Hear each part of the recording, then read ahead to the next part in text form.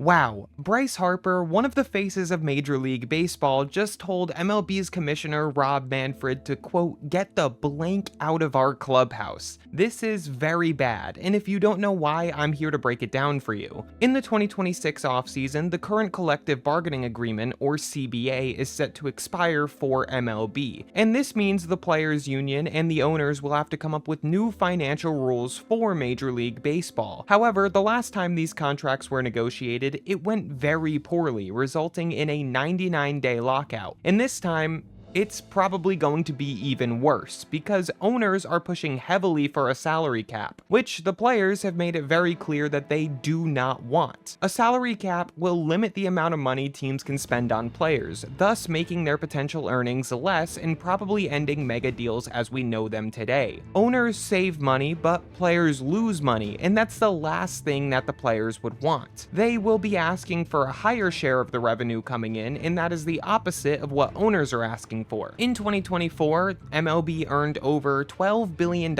in revenue, and the players won a larger slice of that revenue pie. Anyway, back to Harper. All of this information is coming from MLB's top reporter Jeff Passan in an article that he wrote for ESPN. Manfred was in the Phillies clubhouse following a game, and he does this with all 30 teams to help improve player relations with all teams. And the economics of the sport popped up in conversation, and Bryce Harper was listening. Reportedly, the phrase salary cap was not said out loud, but it was clear that Manfred was trying to sell the concept of the cap to the players in the clubhouse, and Bryce Harper was not having that, so he told Manfred to get the F out of our clubhouse. Harper then went on to say that players are not scared to lose 162 games in the face of Rob Manfred. This obviously means that they're not afraid to lose the 2027 season. An insane move for sure from the superstar, but one that scares me deeply of how vile and serious these conversations are going to be. Manfred clapped back saying he wasn't going to leave, and then Nick Castellanos got involved saying that he had questions. And the meeting continued from there. At the end of the meeting, Bryce and Manfred shook hands and all seemed good.